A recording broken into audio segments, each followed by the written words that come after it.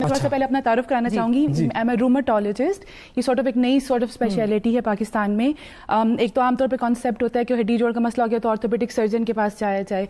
हम लोग ट्रीट करते हैं यही सारी प्रॉब्लम्स मेडिकली, जिसमें मेडिसिन होती हैं, फिजियोथेरेपीज हैं, फिर समटाइम्स डाइट से बिल्कुल जॉइंट्स के अंदर हमें इंजेक्शंस देने पड़ते हैं। इन चीज़ों से हम इसकी ट्रीटमेंट करते हैं, यानी कि surgery less method, surgery non surgical. पहले हम बात करते हैं कि मसला होता क्या क्या है और कैसे होता है। यूजुअली हड्डियों में, जोड़ों में मसाइल क्या होते हैं और कैसे वो मसाइल हो जाते हैं, वो बताएं जरा। बिल्कुल, मैं सबसे जो हाईलाइटेड बात जो बताना चाहूँगी वो ये है कि हमारे यहाँ हड्डियों की वीकनेस, बोन्स की वीकनेस, जिसमें कैल्शियम, खासतौर पे विटामिन डी की डेफिशिएंसी बहुत कॉमन देखी जा रही है, और ना सिर्फ बड़ों में, बच्चों में भी देखी जा रही है, जिसकी वजह से बोन ग्रोथ रुक जाती है, मसल पेन होती है, थकावट का शिकार, जोड़ों में दर्द, जिस्म अकड़ा रहना, ये डिफरेंट सिम्टम्स। मर्दों औरतों दोनों में होता है? मर्दों औरतों बच्चों में बहुत कॉमनली मैं पाकिस्तान में ये चीज़ देख रही हूँ। सेकेंडली, जब मैं बात करती हूँ हड्डियों या जोड़ों का घिस जाने का जो अमल, जिसको हम आर्थराइटिस कहते हैं, वो दो किस्मों का आर्थराइटिस आता है। एक वो आर्थराइटिस है जिसमें आपकी हड्डियां या जोड़ घिसना शुरू हो गए हैं। वो किस एज से शुरू हो जाता है? वो आमतौर पे एल्डरली बुजुर्गों में शुरू होता है, जिसको मैं आमतौर पे एक्सप्लेन नहीं करती हूँ कि ये जो आपकी दो हड्डियों के बीच में जो गूदा होता है, कार्टिलेज होता है, ये घिसना शुरू हो जाता है। अब इमेजिन करें कि फिर ये ऊपर वाली हड्डी नीचे वाली हड्डी के साथ टकराएगी, और जिस वक्त आप ये मूवमेंट करेंगे तो हर मूवमेंट आपकी पेनफुल होना शुरू हो जाएगी। ये हम बात कर रहे थे ऑस्टियो आर्थराइटिस की, और ये कॉमन है जी एल्डरली पीपल में। इसमें घुटनों से जब आप उठने की कोशिश करते हैं आवाज भी आती है, क्योंकि हड्डी आपस में टकरा रही होती है। एज के साथ है, वेयर एंड टियर रिलेटेड है, वजन का ज्यादा होना, एक्सरसाइज नहीं करना, हड्डियों की कमजोरी, ये सब इस ऑस्टियो आर्थराइटिस का सबब बनते हैं। अब आ जाते हैं हम इसके इलाज कैसे, इसका मसले का हल क्या हो। एक तो ये कि वो आप मसले का हल करेंगी, और एक ये कि हमारा लाइफस्टाइल में क्या चेंज आए ताकि ये मसला हल की तरफ मतलब जाए नहीं, इस मसले की तरफ। एग्जैक्टली, ये मैं अपने पेशेंट्स को बताती हूँ कि मैं अपना काम कर रही हूँ, जिसमें आपको मेडिसिन दे रही हूँ, दवाइयाँ हैं, समटाइम्स हमें जॉइंट के अंदर कुछ इंजेक्शंस लगाने पड़ते हैं जो उनकी पेन को बेहतर करते हैं। बाकी पेशेंट का अपना काम है, उसको मैं यही समझाती हूँ कि आप अपना लाइफस्टाइल बेहतर करें। कैसे लाइफस्टाइल बेहतर करने में क्या चीजें आती हैं? एक्सरसाइज का कुछ नहीं। तो अगर एल्डरली में ये प्रॉब्लम ज्यादा देखी जाती है, बुजुर्गों में, तो फिर वो तो एक्सरसाइज नहीं कर सकते, उनके लिए तो उठना फिरना भी जो है वो मुश्किल होता है, तो वो क्या यहाँ पे ही हमारा रोल एज अ रूमेटोलॉजिस्ट आता है। असल में होता है कि पेशेंट को पेन होती है, वो बैठे रहते हैं, वेट बढ़ता है, ज्वाइंट खराब होना शुरू होते हैं, तो वो एक सर्कल में फंस जाते हैं। यहाँ पे हम उनकी हेल्प करते हैं, उनको पेन किलर्स और पेन जो है उसमें रिलीफ करते हैं, फिर उसके बाद गाइड करते हैं। देखिए, proper guidance is very important. अब ये नहीं कि आप कोई भी एक्सरसाइज कर लें या भागना शुरू कर दें, नहीं, आपको वो एक्सरसाइज चाहिए जिसमें आपका जोड़ मजीद खराब भी ना हो, आपके मसल स्ट्रेंथ हो, और आप अपनी नॉर्मल एक्टिविटीज जो है उसको कर सकें। लेकिन ये मैं बात कर रही थी एक आर्थराइटिस की जो टाइम के साथ वेयर एंड टियर का आर्थराइटिस है। सेकंड जो मैं बात करना चाह रही हूँ, जो पाकिस्तान में बहुत कॉमनली देखा जा रहा है, जो मेरी फील्ड से रिलेटेड है, दैट इज रूमेटाइड आर्थराइटिस, जिसको हम रूमेटिज्म, गांठिया भी कहते हैं। ये अनफॉर्चुनेटली यंग लोगों में। अच्छा, मैं यही पूछने वाली थी कि मैंने तो सुना है कि आर्थराइटिस 40 और 35 से ऊपर के लोगों में भी अब पाया जाता है। ये इवन बच्चों में भी देखा जा रहा है। ये इन्फ्लेमेटरी आर्थराइटिस है। इसका मतलब ये कि आपके जोड़ों के अंदर सोजिश पैदा होना शुरू हो गई है। इसका कॉज ये है कि आपकी अपनी ही बॉडी इन जोड़ों के खिलाफ एंटीबॉडीज बना रही है, उसके रिएक्शन में आपके जोड़ जो है वो स्वेलिंग करना शुरू कर दें। कुछ मैं सीधा इसके सिम्टम्स बता दूं कि जो लोग सुन रहे हैं उनको थोड़ा आइडिया हो जाए। जोड़ों में बहुत ज्यादा दर्द होती है, जोड़ सूज जाते हैं, आमतौर पर हाथों के, पैरों के छोटे जोड़ों से ये स्टार्ट होता है।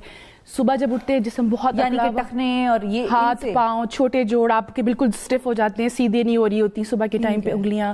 सुबह नॉर्मल उनको अपनी एक्टिविटी करने में आधा घंटा 1 आवर तक उनको टाइम लगता है। हमारे साथ भी अक्सर ये होता है, सुबह उठे तो आपको लगता है कि कुछ जोड़ों में दर्द, कमर अकड़ी हुई है, गर्दन थोड़ी सी हो जाती है, क्या वो भी इसी के सिम्टम्स? वो आई वुड से कि वो दूसरी कैटेगरी में आ जाएगी, जिसमें हमारा पोस्चर, हमारी डाइट और ये बाकी चीजें आती हैं। ये स्पेसिफिकली जो इन्फ्लेमेटरी आर्थराइटिस मेडिकल कंडीशन है, यंग लोगों में, खासतौर पर फीमेल्स में बहुत कॉमन है।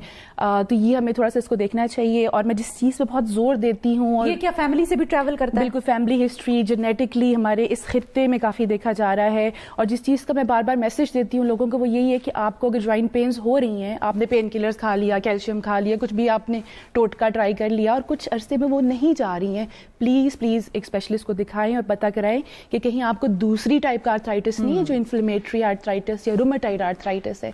तो ये चीज देखना बहुत जरूरी है।